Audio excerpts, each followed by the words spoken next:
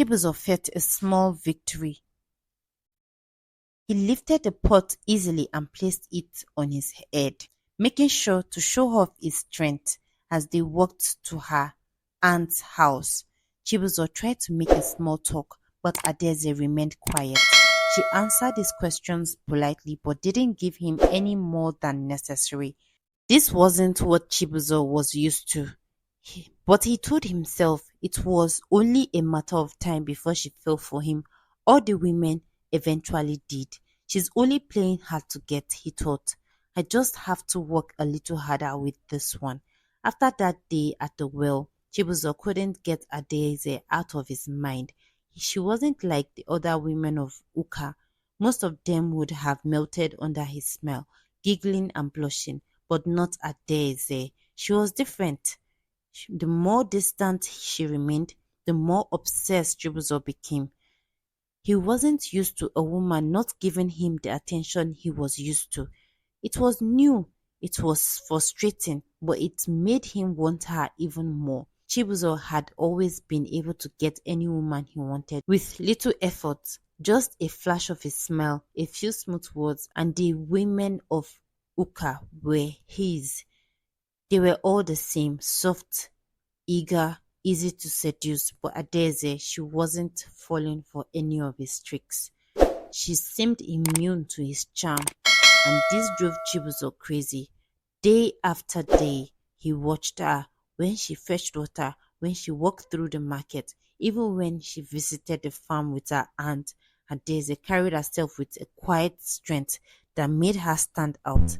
She didn't seem to care about anyone's opinion, least of all Chibuzo's. She lived her life peacefully, and that only made her more attractive to him. Chibuzo started finding excuses to talk to her. At first, it was little things, offering to help carry her load, trying to make small talks, trying to get her attention in any way he could. But no matter what he did, Adeze stayed polite but distant. Her calmness was beginning to bother him. One evening, Chibuzo couldn't take it anymore. He decided he needed to do something more. He needed to take control of the situation. He couldn't let Adeze continue to slip through his fingers. He had never filled with a woman before. He wasn't about to start now. Chibuzo knew that Adeze often visited her aunt's small farm just outside the village where they grew yams and vegetables, so he decided to wait for her there. It was a warm evening and the sun was beginning to set. He leaned against a tree, his arms crossed over his chest, his eyes focused on the path leading to the farm. Finally, he saw her. Adeze was walking slowly, her steps steady and graceful. She was carrying a basket of yams on her head, her back straight, her face calm as usual. As she approached, Chibuzo stepped forward, blocking her path. Adeze, he said, his voice deep and smooth. You've been avoiding me. Adeze raised an eyebrow and looked up at him, not breaking her calm expression. I've been doing no such thing, Chibuzo. I've just been busy. Her response irritated him. Chibuzo wasn't used to being brushed off like this. He was used to women being excited to see him, not acting like he didn't matter. But he forced a smile, trying to keep his cool. You are always so serious, he said, trying to step closer. Why don't you let me walk with you? We could get to know each other better. Adeze gave him a long look, her face still unreadable. For a moment, Chibuzo thought she might actually agree, but then she shook her head, stepping around him. I'm not interested, Chibuzo, she said simply. Chibuzo stood there stunned. He wasn't sure if he was more shocked or angry. How could she just walk away from him like that?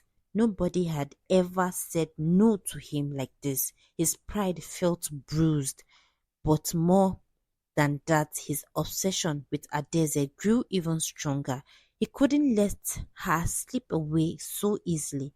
No, she would be his, no matter what it took. As Adeze walked away, Chibuzo's eyes darkened. He made a promise to himself.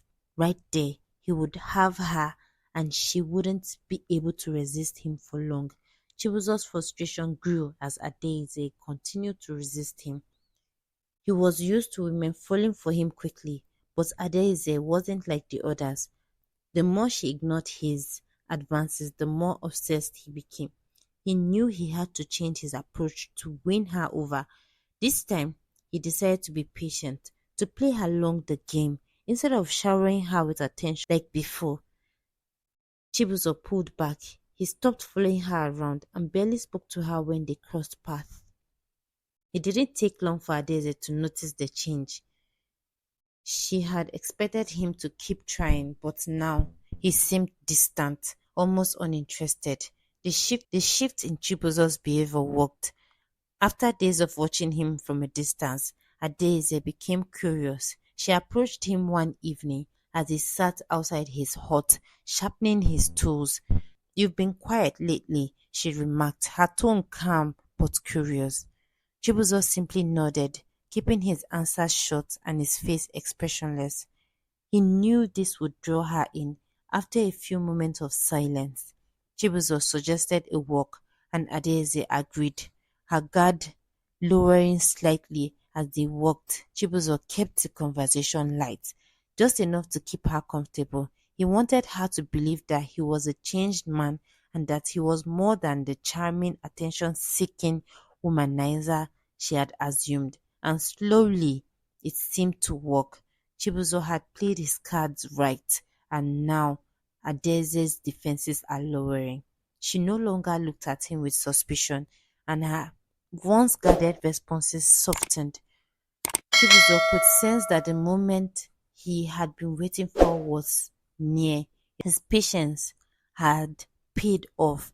One evening, as the sun was setting over the village, Chibuzo decided it was time to act. He invited Adaeze to his hut, saying they could share a quiet evening together. Adaeze, now more comfortable around him, agreed. The air was still, and the village seemed almost too quiet as they made their way to his hut on the outskirts of Uka. Inside, the flickering light from a small oil lamp cast soft shadows on the walls. Chibuzo offered her a seat and poured her some palm wine, his voice calm and soothing as they talked. Adaeze sipped the wine slowly, her eyes watching him carefully, but no longer with sharpness of before. Chibuzo smiled inwardly, knowing that the moment was finally his. He moved closer, gently brushing his fingers against her hand, and began to speak in that low, seductive voice he was known for. "Adaeze," he said softly, "I've been thinking about you. You're different from others, strong, independent." Adaeze smiled faintly, still relaxed, but Chibuzo could see that the effect his words were having. He leaned in a little closer, his voice now almost a whisper. "Do you know the difference between a man's manhood and a snake?" Brows. Adaeze's brows furrowed slightly, confused at the sudden question. She opened her mouth to respond, but before she could say anything, Chibuzo began to whistle. The sound was soft at first, barely noticeable, but it grew louder, filling the room with an eerie tone. Adaeze shifted in her seat, suddenly uneasy, but it was too late. From the shadows, a dark shape began to stare. Adaeze's eyes widened as she saw it, a snake, long and menacing, slithering out of Chibuzo's wrapper. The cold, smooth scales glistened in the dim light as the creature coiled around her.